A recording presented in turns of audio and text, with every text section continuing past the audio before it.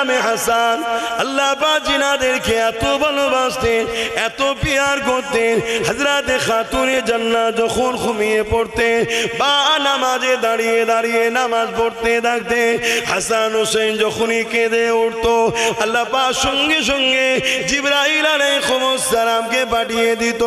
ও হযরতে জিবরাইল দুনিয়া জমিনে যায়, আমার হাসান হোসেন তারা কাঁদে, এদিকে খাতুনে জান্নাত নামাজের মধ্যে দাঁড়িয়ে রয়েছে। ও হযরতে জিবরাইল হাসান হোসেনকে গিয়ে আপনারা সান্ত্বনা দেন।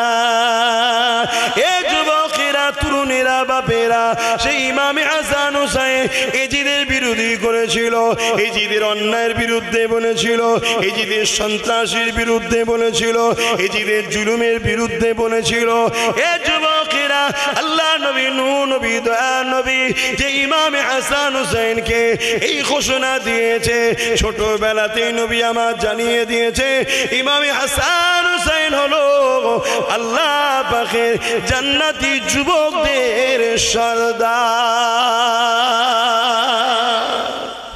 নমরুদের অত্যাচারের বিরোধী করলো, নমরুদের স্বৈরাচারীর বিরোধী করলো, নমরুদ প্রজাদের উপরে যে অত্যাচার করত এবং তাওহীদ বিরোধী ছিল তার বিরোধী যখন করতে লাগলো, ওই সময় নমরুদ কি করলো? ইব্রাহিম আলাইহিস সালামকে আগুন তৈরি করলো, ওই আগুনে ফেলে দিবার জন্য ইব্রাহিম সাল্লামকে নিয়ে আসলো। এত বিশাল আগুন করেছিল, আপনাদের এই হারুয়া মল্লিকপুর গ্রামের থেকেও বড় এলাকা নিয়ে আগুন ধরিয়েছে। এই বিশাল আগুন কয়েক মাস ধরে ধরিয়েছে। এই আগুনের তাপমাত্রা এত বেড়ে গেছে, ওই আগুনে ইব্রাহিম নবীকে ফেলবে, কাছে কেউ যেতে পারছে না।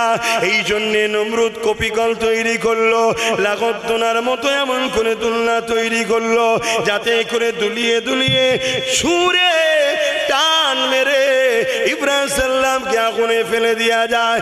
এই সময় ইব্রাহিম নবীকে নমরুদ বলতে লেগেছে, ইব্রাহিম এখনো সময় আছে, তুমি আমার দলে চলে আসো।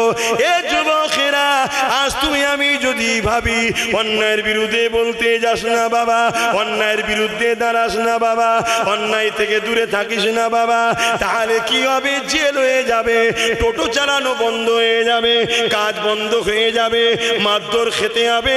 তাহলে শোনো শোনো, আল্লাহর প্রেমিক কি করে হলে? আল্লাহ তো তোমাকে পরীক্ষা নেবে, হয় দুনিয়ায় তুমি জান্নাত চাও না আখিরাতে জান্নাত চাও। কেন আল্লাহ জাত পাকের কসম করে বলেছে, দুনিয়ায় আমি যাকে বাদশাহী দেব তাকে আখিরাতে শান্তি দেব না, আর যারা আখিরাতে শান্তি দেব তাকে দুনিয়াতে আমি দেব না। এ যুবকেরা, হযরত ইব্রাহিম আলাইহিস সালামকে ওই চরকিতে তুলে দেওয়া হলো, এবারে ফেলে দেওয়া হবে। হযরত জিবরাইল আলাইহিস সালাম এসে ওই চরকি খানা ধরে ফেললো, ধরে ফেলার পরে বলতে লেগেছে, ও হযরত ইব্রাহিম, আপনি যদি বলেন আমি এদেরকে এখান থেকে আমার ডানা চাপটা দিয়ে তাড়িয়ে দেবো, কিন্তু ইব্রাহিম আলাইহিস সালাম কি বলেছিলেন? ও হযরত জিবরাইল, আল্লাহ আমাকে পরীক্ষা নিচ্ছে, এই সময় আপনি আমাকে ডিস্টার্ব করবেন না। কত ভয়ানক আগুন বুঝতে পারছেন? এই মল্লিকপুর গ্রামের মতো বিশাল এলাকা, নিজের চোখে দেখে এসেছি জায়গাটা, এই বিশাল এলাকা, কত ভয়ানক আগুন। এই শুনছেন তো নাকি? কি দেখছো?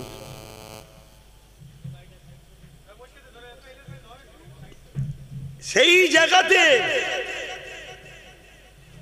আব্বাকে দুলনাতে তোলা হয়েছে, ফেলা হবে। আমার আব্বা জানরাও শুনছেন তো, আব্বা জানরাও শোনে। কিয়ামতের দিনে অনেক বাপকে আল্লাহ দাঁড় করাবে, এই নামাজ পড়েছো, পাস, রোজা ঠিক আছে, হজ ঠিক আছে, দাড়ি টুপি ঠিক আছে, সংসার জীবন সব ঠিক আছে, তোমার ছেলে ঠিক ছিল? বাপ বলবে, আল্লাহ ওটা আমার ছেলেকে জিজ্ঞেস করেন না, তুমি তো গার্জিয়ান, এই ছেলেকে ডাকো। ছেলেকে হিসাব নিয়ে দেখা যাচ্ছে ছেলে ধরা পড়ে গেছে, আল্লাহ বলবে যাও জাহান্নামে। ছেলে তখন বলবে, আল্লাহ আমি যে জাহান্নামে যাচ্ছি পাপ করার জন্য, আমার বাপ যদি আমাকে কড়াভাবে গার্ড দিত তাহলে কি আমি পাপ করতাম? তাহলে আমি পাপী হয়েছি বাপের জন্য, বাপ কেন জান্নাতে যাবে? আল্লাহ বলবে ঠিক বলেছে, একে ওর বাপের সাথে জাহান্নামে দাও। এর নাম ইসলাম। আমি আপনাদের কি ক্ষতি করছি? আমি তো আরো 10টা মৌলানার মতো বক্তার মতো পেটে রজ করে চলে যেতে পারতাম। এসব কথা বলার কি দরকার? বাবারা বাবারা বাবারা বাবারা বাবারা সব ভালো সব ভালো সব ভালো করে খেয়ে দিয়ে পকেট ভর্তি করে আমি চলে যেতে পারতাম। তো এগুলো বলে আমার দুশ্মন বাড়বে না কমবে? দুশ্মন বাড়বে। তাও বলছি কেন? যদি না বলি কিয়ামতের দিন আব্বাস সিদ্দিকী নবী বংশের আওলাদ, দাদা পীরের আওলাদ, তো কি হয়েছে? আল্লাহর কাছে আমার একটাই রাস্তা, আমি তার দাস। শুনছেন তো? আমাকেও আল্লাহ ছাড়বে না। এবারে আমি হক কথা বলতে গেলে আজকে নমরুদের চালাগুলো আমার উপরে জুলুম করছে, করবে, আমি জানি। শুনছেন তো নাকি? কোনো দিকে না পেরে হাজার হাজার আমার জলসাকে কেটেছে। শুনছেন তো? হাজার হাজার জলসা কেটেছে। তবে এটাও শুনে রাখো, শুধু কাটার কথা বললে হয় না। নমরুদের চালাগুলো যেমন কেটেছে, আল্লাহ পাক মুহাম্মদ রসুলের গোলামকে 1000টা দরজা খুলে দিয়ে জলসাও ঢেলে দিয়েছে। লোক তো শুধু বলছে যাবেন দোয়াটা করবেন, ওতেই হবে। আমি বলছি ওটা আমার ওই সময়টাও আর পাচ্ছি না, ওই সময়টাও পাচ্ছি না। তাহলে আল্লাহ তিনি যিনি, কেউ যদি একটা দরজা বন্ধ করে আল্লাহ 1000টা দরজা খোলার ক্ষমতা রাখে। এই ঈমান রাখার নাম হলোই তো মুসলমান। আমাদের ভয় কোথায়? ইব্রাহিম সাল্লামকে জিবরাইল কি বলছে? আমি কি আপনাকে হেল্প করব? আব্বা বলছে না, এখন পরীক্ষা চলছে, যাও। আমার আল্লাহকে দেখতে পাচ্ছে। ইব্রাহিম কে নমরুদ আগুনে ফেলছে কেন? ইব্রাহিম আল্লাহর জন্য হক কথা বলেছে, নাই কথা বলেছে, তাই জালিম শাসক ক্ষমতার জোরে ইব্রাহিমকে জোর করে আগুনে ফেলছে। আমার আল্লাহ তিনি শাইউন কাদির, তিনি চাইলে ইব্রাহিমকে বাঁচাতে পারে। আর ইব্রাহিমকে যদি আগুনে পুড়িয়ে আল্লাহ যদি ইব্রাহিমের প্রেমের পরীক্ষা নিতে চায়, আমি ইব্রাহিম আমার আল্লাহকে এত ভালোবাসি, একবার নয়, আবার যদি জান দেয়, আবার যদি আগুনে ফেলে, আবার যদি জান দেয়, আবার যদি আগুনে ফেলে, আল্লাহকে খুশি করার জন্যে 1000 বার আমি পুড়তে রাজি। জোরে বলুন সুবহানাল্লাহ, আরো জোরে বলুন সুবহানাল্লাহ। এ যুব সমাজ, আজ যদি আল্লাহ তোমাকে পরীক্ষা নেয়, তুমি হক কথা বলার জন্য তোমার কাজটা যদি আটকে যায়, তোমার ঘরটা যদি আটকে যায়, তোমার কারবারটা যদি বন্ধ হয়, তোমার নামে যদি মিথ্যা মামলা হয়, আরে আল্লাহ যদি তোমায় পরীক্ষা নেয়, তুমি তো হক কথা বলেছো, গরিবের পক্ষে বলেছো, ইনসাফের কথা বলেছো, এটা তো আল্লাহর জন্য বলেছো, কেন তুমি নিরাশ হচ্ছ? আমার আল্লাহ তোমাকে পরীক্ষায় পাশ করাবে। জোরে বলুন সুবহানাল্লাহ। এবারে কেউ যদি বলে হুজুর আমায় যদি মেরে দেয়, তুমি যদি হকের পক্ষে থাকার জন্য মরতে পারো, ওই মরণ পুরো পৃথিবীর ধন দৌলতের বিনিময়ে আমি নিতে রাজি আছি। শুনছেন তো নাকি? আমার কথা বুঝতে পারলেন? একদিকে পুরো পৃথিবীর ধন দৌলত, আর একদিকে আল্লাহর জন্য মরণ। এই মরণটা এত দামি, খুব কপালওয়ালা ছাড়া পাই না। শুনছেন তো? হ্যাঁ, মরণ তো সেই হবে। কবে হবে বলেন বলেন? যেদিন আল্লাহ ফিক্সড করেছে সেই দিন তো নাকি? পুরো পৃথিবী মিলে যদি চেষ্টা করে একদিন আগে মরণ দিতে পারবে না? হ্যাঁ কি না বলবেন তো? কার কার বিশ্বাস যে পুরো পৃথিবী মিলেও চেষ্টা করলে আল্লাহ যেদিন মৃত্যু রেখেছে তার একদিন আগেও মৃত্যুকে কেউ আনতে পারবে না? বিশ্বাস করা করেন, হাত তুলে দেখান। আরে এত যখন ইমানদার বসে আছে, তাহলে ভয়টা কিসের খান? আর যেদিন মৃত্যু রেখেছে আল্লাহ, সেদিন যদি আপনি আমেরিকার প্রেসিডেন্ট হবার ঘোষণাও পান, গদির দিকে যাচ্ছেন বসবে বলে, বসাও হবে না, গদির দিকে চেয়েই মরণ হয়ে যাবে যদি ওই অবস্থায় মরণ থাকে। শুনছেন তো নাকি? কেউ সবাই মিলে 1 সেকেন্ডও বাড়াতে 1 মিনিট পারবে না। এইটা হলো ঈমান, এইটা হলো ঈমান। তাহলে তোমার আমার ডিউটি আল্লাহ দিয়েছে, ন্যায়ের পক্ষে থাকো, অন্যায়ের বিরোধী করো। এই অন্যায়ের বিরোধী করতে গিয়ে তোমার যদি মরণ হয়, তুমি আল্লাহর খুশির জন্য গলায় মরণকে লাও। এটাই তো তোমার প্রেমের পরীক্ষা। এই অন্যায়ের বিরোধী করতে গিয়ে তোমার যদি জেল হয়, জেলে যাও। এই অন্যায়ের বিরোধী করতে গিয়ে তোমার নামে যদি মিথ্যা মামলা হয়, মিথ্যা মামলা লাও। এই অন্যায়ের বিরোধী করতে গিয়ে তোমাকে যদি গ্রাম ছাড়তে হয়, গ্রাম ছাড়ো। মুসা আলাইহিস সালাম 6 বছর নিজের এলাকা ছাড়া ছিল। তুমি আমি কোথাকারের কে? মুসা আলাইহিস সালামকে আল্লাহ পরীক্ষা নিয়েছে, দিয়ে আমাদেরকে দেখিয়েছে, দেখো আমার মাহবুবের সঙ্গে কি হচ্ছে। দেখো, শুকরিয়া আদায় করো যে আল্লাহ তোমাদেরকে এখনো অনেক ভালো রেখেছে, এখনো সময় আছে। মরণ তো হবেই। দুনিয়ায় যদি অন্যায়ের সঙ্গে গা মিলিয়ে চলো, জালিমের সঙ্গে গা মিলিয়ে চলো, আজকের এজিদদের সঙ্গে গা মিলিয়ে চলো, তালে তাল মিলিয়ে চলো, হয়তো দুনিয়ায় তোমার কিছুদিন একটু রসগোল্লা পান্তুয়া ভালোই চলবে, কিন্তু কবরে 99টা সাপ হবে। এটা তুমি মাথায় রেখে দিও, আমার নবীর কথা। আর তুমি যদি মনে করো না আমার আখিরাতে শান্তি দরকার, তাহলে তুমি দুনিয়ার হকের পক্ষে থাকো, ন্যায়ের পক্ষে থাকো, ইনসাফের পক্ষে থাকো। অবশ্যই তোমার দ্বারাই এই জমিনের বিধবা হক পাবে, এতিম হক পাবে, জুলুম খতম হবে, বেইনসাফি খতম হবে, নেশা খতম হবে। এই জমিনে আবার ইসলামের যে মূল ধারা, সেই ধারা আবার প্রতিষ্ঠিত হবে। জোরে বলুন সুবহানাল্লাহ, আরো জোরে বলুন সুবহানাল্লাহ। তুমি সেই কাজ করবে না? আল্লাহ তোমায় যৌবন দিয়েছে, তাকত দিয়েছে, হাত দিয়েছে, পা দিয়েছে। আল্লাহ দিয়ে হাত দিয়ে তুমি ইসলামের বিরুদ্ধে কাজ করো, ইসলামের পক্ষে কাজ করবে কবে? আল্লাহ দিয়া পা দিয়ে ইসলামের বিরুদ্ধে হাঁটছো, ইসলামের পক্ষে হাঁটবে কবে?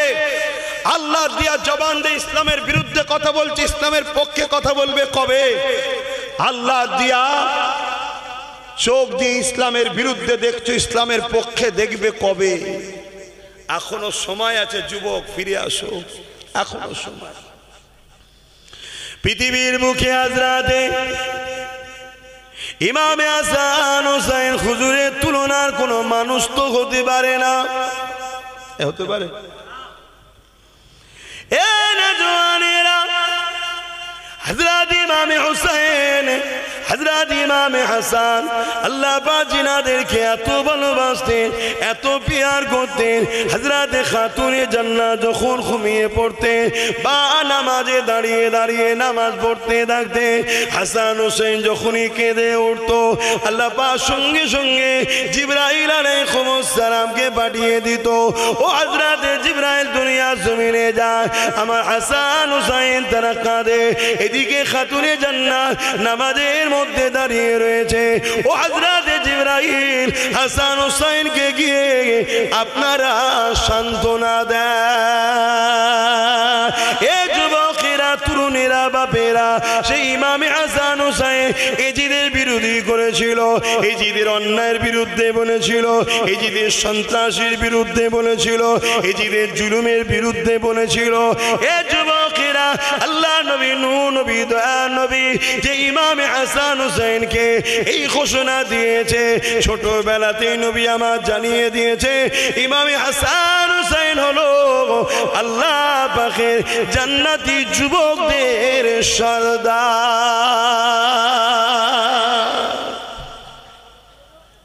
ইমাম হাসান হোসেন জান্নাতি যুবকদের সর্দার। জান্নাতে কোনো বুড়ো যাবে? জান্নাতে সবই তো যুবক যাবে, বুড়োকে যুবক করে দেবে। তাহলে হাসান হোসেন কাদের সর্দার? হ্যাঁ, সবার সর্দার। আচ্ছা বলুন তো ভাই,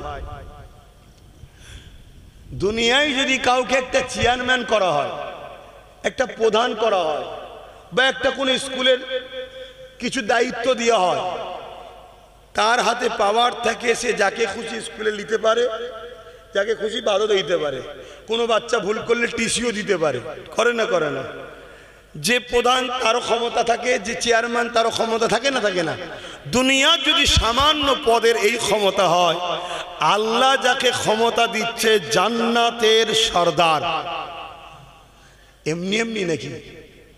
তাদের ক্ষমতা আছে না নাই? অতএব ইমাম হাসান হোসেন যাকে চাইবে জান্নাতে রাখবে, যাকে চাইবে বার করে দেবে। তো বলুন, এজিদের পক্ষে থাকে আর জান্নাতে যাওয়া কি যাবে? এজিদ কাকে বলে? একটা অন্যায়কারী শাসকের নাম, একটা নাচনেওয়ালা গানেওয়ালা শরাবি। তার রাজ দরবারে নারীদের নিয়ে নাচ হতো, শরাব পান হতো, প্রজাদেরকে জুলুম করত, মানুষের অধিকার কেড়ে নিত। এজিদের বিরুদ্ধে কেউ কথা বললে এজিদ তাকে হত্যা করত, তাকে জুলুম করত, তাকে মারত। এইরকম একটা ভয়ঙ্কর অত্যাচারী শাসকের নাম হলো এজিদ। শুনছেন? আর ইমাম হোসাইন কার নাম? গরিবের পক্ষে, ইনসাফের পক্ষে, মানবতার পক্ষে, ন্যায়ের পক্ষে, সত্যের পক্ষে, মজলুমের পক্ষে, নানা দিনকে বাঁচাবার পক্ষে। জোরে বলুন সুবহানাল্লাহ। কারবালা কি সেদিনই শুরু সেদিনই শেষ? কারবালা আজও হবে, যুগে যুগে কারবালা হচ্ছে, যুগে যুগে হোসাইনিও আছে, এজিদিও আছে। তোমরা কোন দিকে? জোরে বলো। হোসাইনি কখনো জালিম হতে পারে না, হোসাইনি কখনো চরিত্রহীন হতে পারে না, হোসাইনি কখনো গরিবদের লুটতে পারে না, হোসাইনি কখনো শরাবি হতে পারে না, হোসাইনি কখনো মানুষের উপর অত্যাচার করতে পারে না। হোসাইনি তো জুলুমকে মিটাবার নাম, অত্যাচারকে মিটাবার নাম, ন্যায়কে প্রতিষ্ঠিত করার নাম। তোমরা যদি বলো আমরা হোসাইনি, তাহলে তোমাদের ঘরে বুকের তাজা খুন দিয়ে হলো অন্যায়কে মিটাতে হবে, জুলুমকে মিটাতে হবে, নারীর অধিকার দিতে হবে, মানুষের মর্যাদা দিতে হবে, এতিমের অধিকার দিতে হবে। এক কথায় আজকের এজিদিদের বিরুদ্ধে তোমাকেও লড়াই করতে হবে, তবেই তো তুমি হোসাইনি।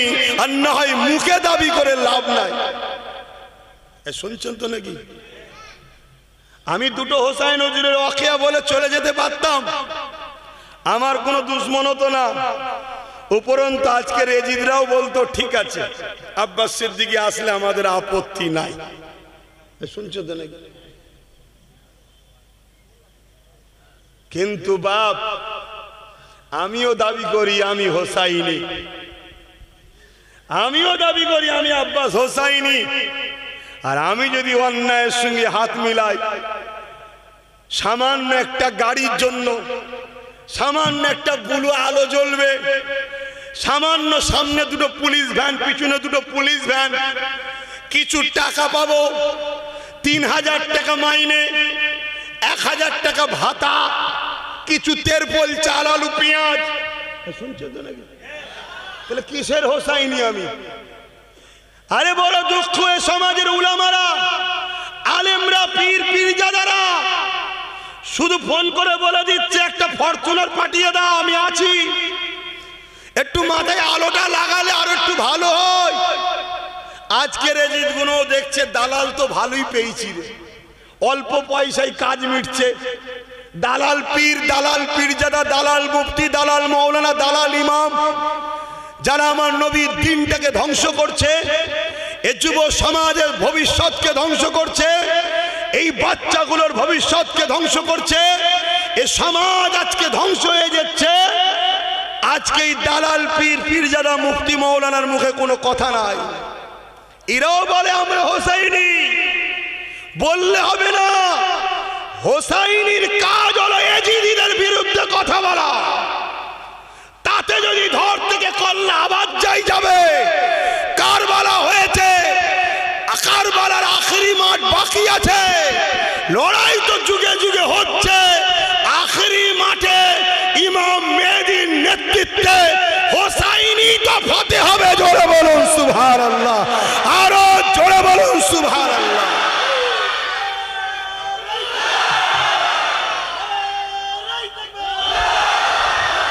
আজকে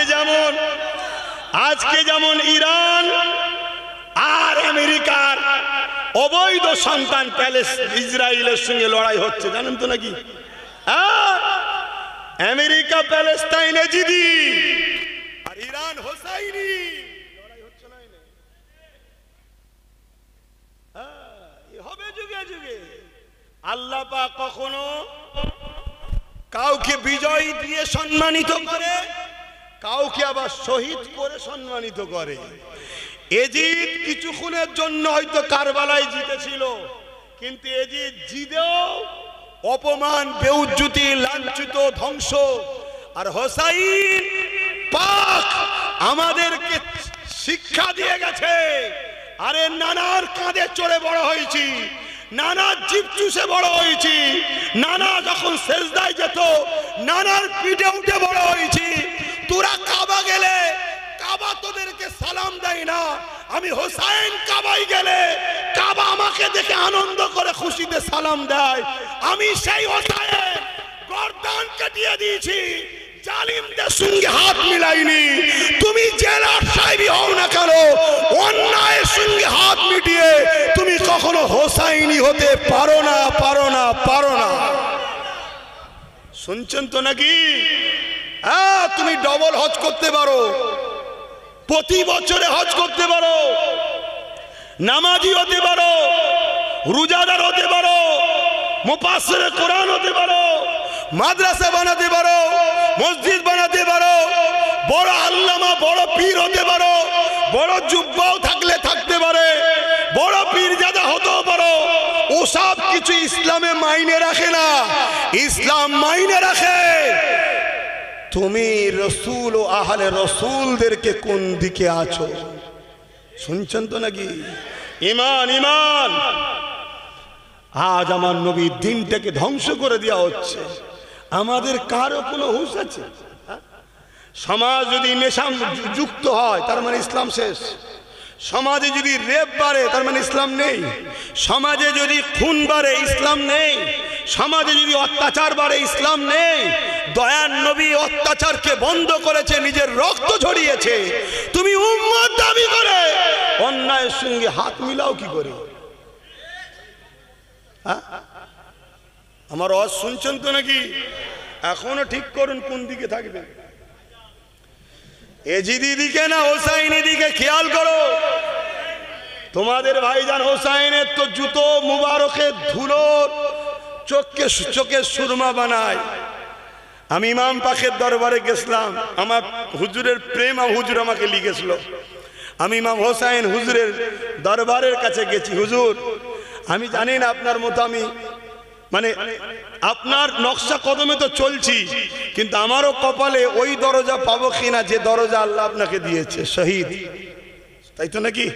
এবং শহীদ আজম সব থেকে বড় শহীদ। তবে হুজুর দোয়া করেন হকের উপরে থেকেই যেন মরণটা হয়। বলুন আল্লাহুম্মা আমিন। হ্যাঁ রে বাবা রে, মরবো আব্বাস সিদ্দিকী। আমার যদি মরণ আজকেই থাকে, তোমাদের মল্লিকপুরে আজকেই হবে। এটা নিয়ে চিন্তা করে কিছু লাভ নেই। পুরো পৃথিবীর ফোর্স নিয়ে সব আমায় বাঁচাতে পারবে না। আর আজকে যদি আমার মরণ না থাকে, পুরো পৃথিবীর সব কিছু পরমাণু থেকে শুরু করে সবও যদি মারে, সব মরে গেল, আমি ঠিক বেঁচে থাকবো। এই ইমানটা এই বিশ্বাসটা না বলে ইমান।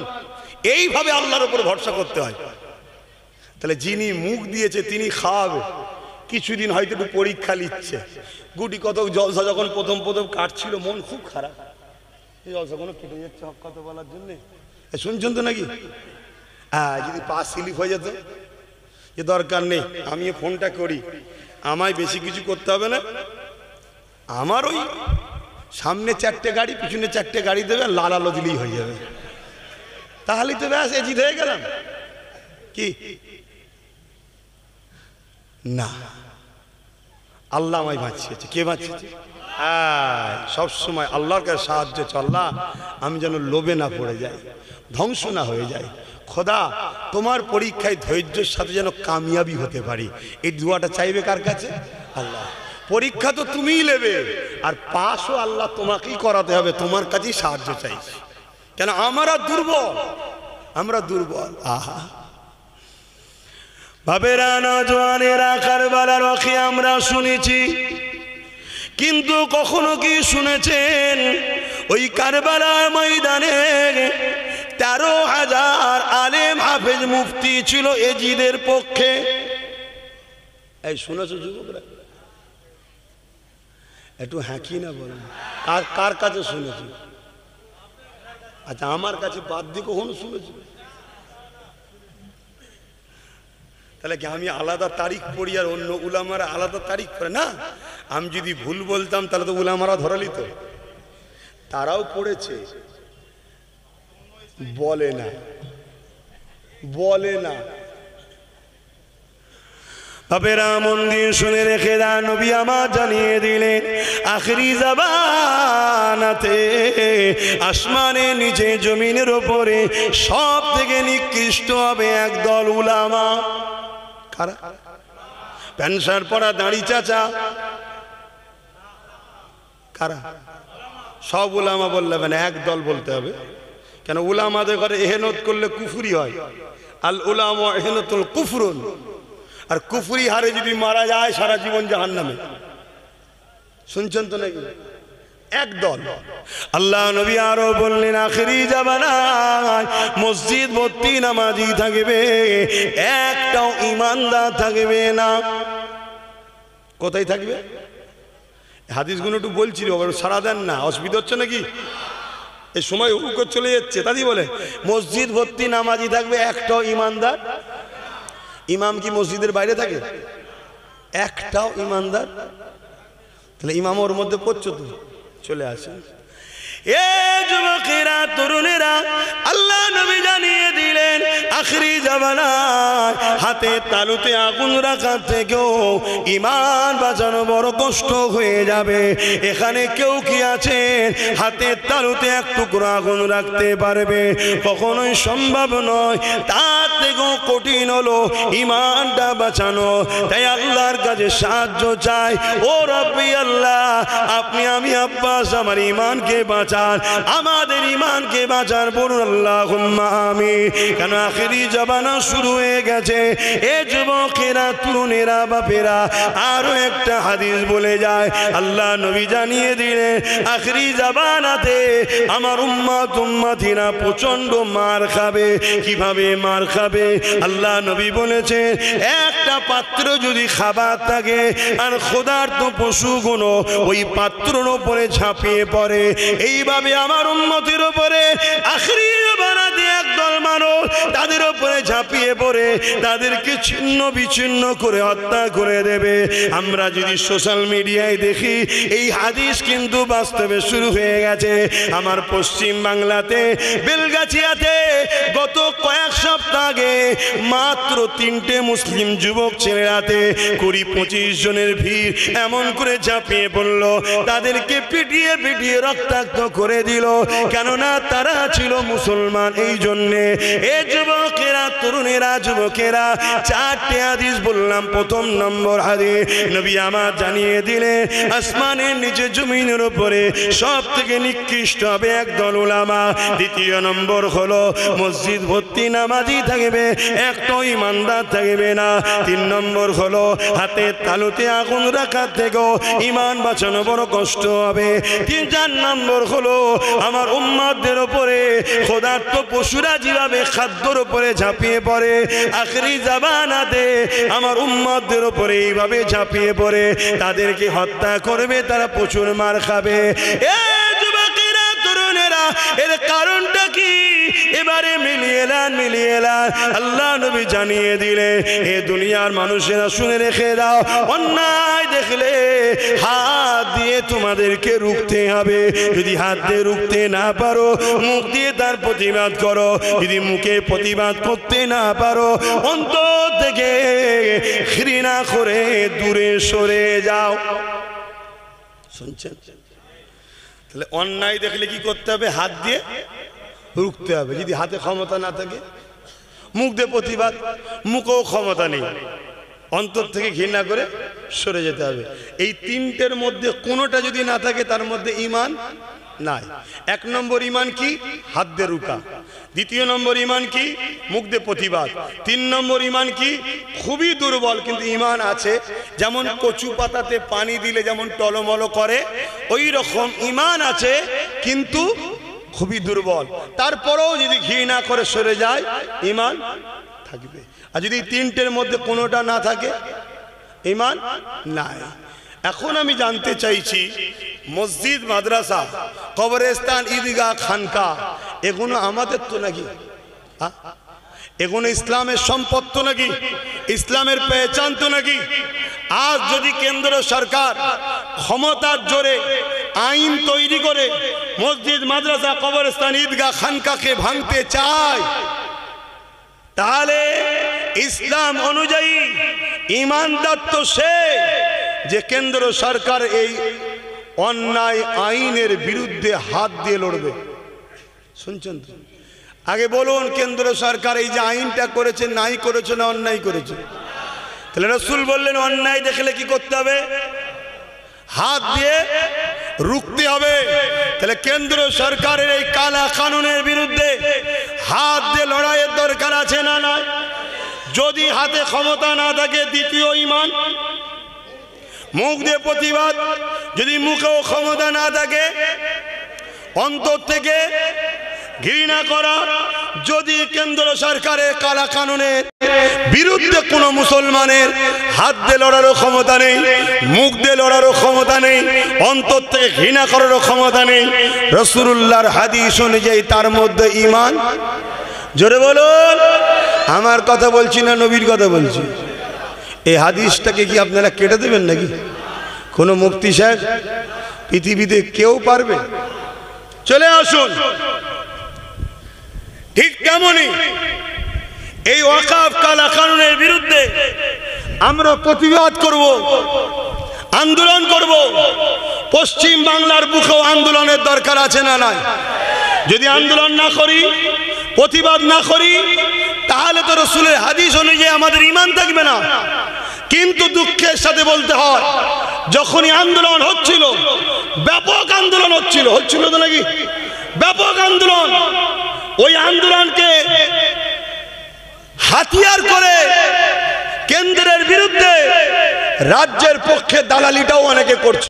রাজ্য সরকার যদি এই কথাকে উইথড্র করে না নেয় যে আমার ওটা বলা ভুল হয়েছিল, আমি এই কথাকে ফেরত নিলাম, যদি এই কথা না বলে, কোন মুসলমান যদি রাজ্য সরকারকে সাপোর্ট করে, নবীর হাদিস অনুযায়ী তার ঈমান থাকবে না, থাকবে না, থাকবে না। সে যদি পীরও হয় বেঈমান পীর, পীরজাদা হয় বেঈমান পীরজাদা, মুফতি হয় বেঈমান মুফতি, ইমাম হয় বেঈমান ইমাম। কোন মায়ের লাল থাকো আমার ফতোয়া কাটে দাও। আমার নবীর দিনকে নিয়ে ছেলে খেলা হচ্ছে। তোমার এত বড় স্পর্ধা, আমার মসজিদের জন্য আমি কথা বলতে পারবো না, আমার মাদ্রাসার জন্য কথা বলতে পারবো না, আমার কবরস্থানের জন্য কথা বলতে পারবো না। এই বলার অধিকার আমি যদি বিড়ি কেটে ডাকি, আপনারা গাঁটের পয়সা খরচ করে আমার ডাকে সাড়া দিতে পারবেন? সত্যি কথা বলবেন, 2 নম্বর হাত তুলবেন না। কারা পারবেন হাত লম্বা করে তোলেন। সত্যি বলছেন? সত্যি বলছেন? হাত নামান। কেন? বিড়ি কেটে সবাই প্রোগ্রাম করে, বামও করে, কংগ্রেস করে, বিজেপি করে, টিএমসি করে, আর আমার উলামা ভাইয়েরা নাকি করতে গেছিল, করতে দেয় না। তো পরে তারা আর কেন করলো না সেটা তিনারা ভালো জানবে, আমি জানি না। তবে তিনাদেরকেও বলবো, ভয় খান না, আন্দোলনে নামেন। ওয়াকাবলে আমি এখনো আন্দোলন করছি, জানেন তো? এই তো আজকেও তো 2-5 মিনিট হলেও বললাম। প্রতিটা ইমামের উচিত 1 লাইন হলেও মসজিদে বলা, হ্যাঁ ওয়াকাবকে ভুলে যেও না, এইটুকু হলেও বলা। আর আলেম উলামাদের মাইকে 5 মিনিট হলেও বলা দরকার, যারা ওয়াকফ আইন করেছে তারাও আমাদের দুশ্মন, যারা ওয়াকফ আইনের বিরুদ্ধে লড়তে দিচ্ছে না তারাও আমাদের দুশ্মন। গাল দেবো বিজেপিকে, ইনি বলছে দিবি না। তাহলে কি পিরিত বুঝতে পারছেন? কত মহব্বত বুঝতে পারছেন না? হ্যাঁ, হক কথা ফক করে বেরিয়ে যায়। তো যাই হোক, কে কি করবে জানি না, আমি লড়ছি। আল্লাহর বান্দা, আল্লাহর দাস, নবীর গোলাম। আমার সাথে ব্রিগেডে যদি ডাক দিই আপনাদেরকে পাওয়া যাবে তো নাকি? ঠিক কথা বলছেন। আমি হাত তুলে সাক্ষী নিচ্ছি, হাত লম্বা করে তোলেন। আমি কি আপনাদের জোর করলাম? জোর করলাম? আমি এইভাবে হাত সব জায়গায় তুলে তুলে দেখছি। আমার টার্গেট 25 থেকে 30 লক্ষ লোক যেন হয়, যেটা ব্রিকেটে কখনো হয়নি, আর ইনশাল্লাহ আগামী তো হবে না। বলুন ইনশাল্লাহ। হ্যাঁ, সেই জন্য চেষ্টা করছি। কি হবে? যাবেন তো? আমি যে জায়গায় গেছি, হাত তুলে যা দেখেছি, যারা সাপোর্ট হাত তুলছে, যদি সত্য হয় আমার ধারণার বাইরে আল্লাহ নিয়ে যাবে। বলুন ইনশাল্লাহ। ওয়াকাফের জন্য আমাদেরকে লড়তেই হবে। মনে রাখবেন, বাংলা এমন একটা রাজ্য, ভারতের কোহিনূর, এখানে যদি আন্দোলন বাড়ে এর প্রভাবটা দিল্লিতে গিয়ে পড়ে। শুনছেন? অনেকে বলবে কেস চলছে তো। আরে কেস তো বাবরি মসজিদেরও চলছিল, ঘুমিয়ে পড়ার জন্য তো রায় ভুল হয়ে গেল। হ্যাঁ, তাহলে আন্দোলন জারি রাখতেই হবে। যত মাথার ভিড় বাড়বে আন্দোলনের প্রভাব বাড়বে। তা মসজিদ মাদ্রাসার জন্য কি পাওয়া যাবে না আপনাদের? আজকে ব্রিকেটে লক্ষ কণ্ঠের গীতা পাঠ হলো। দেশ সবার, রাজ্য সবার, সবাই করতে পারে, আপত্তি আমার নাই। তাহলে আমরা পাবো না কেন? কি আমার ওই ভাইয়েরা কেন পাইনে জানি না। কেউ সাপ হয়ে কেমড়েছে, উজা হয়ে ঝেড়েছে কি আমি তাও জানি না। কেন গোপন কথা বলা যায় না। তবে আমি ইনশাল্লাহ করব। আর আপনাদের আশা করব কেউ যেন বাদ না যায়। একটা 5 লক্ষ লোক আন্দোলন গুরুত্ব ঠিক হবে না। 25-30 লক্ষ লোক হলে এই চাপ কিন্তু দিল্লিতে পড়ে যাবে। শুনছেন না? শোনেন না? আবহাওয়া খারাপ হয়ে যাবে। যে কটা আছে বাংলায় ও কটাও শেষ হয়ে যাবে। শুনছেন তো নাকি? হ্যাঁ, শেষ করা দরকার আছে না? না, ওরা আছে বলেই তো ইনার উপকার হচ্ছে, শুধু ওদেরকে দেখাচ্ছে। ছেলে ধরা বোঝেন? ছেলে ধরা, ছোটবেলায় বাচ্চা যেই মায়ের কোল থেকে নেমে যায়, মা কি বলে? যাসনি, ছেলে ধরা আছে। অনেকে আবার বলে হুমবুড়ি আছে, হুমবুড়ি। কি বলে না? বলে না? বাচ্চা তাও শোনে না, নেমে যায়। তখন আর একজন থলে বা কিছু কাপড় জড়িয়ে এসে বাচ্চাকে ভয় থাকে।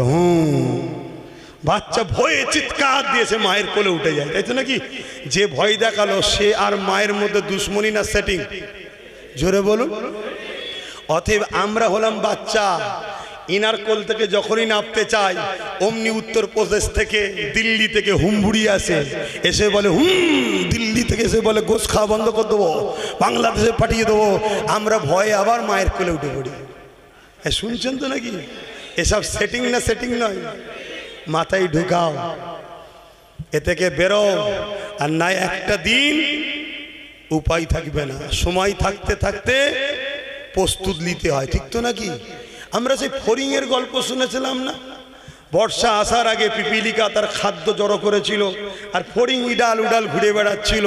লাস্টে ফড়িং দেখছে পুরো গাছপাতা সব শেষ, লাস্টে অজ্ঞান হয়ে পড়ে আছে। তাহলে আগে থেকে প্রস্তুত নিতে হয় না? হয় না?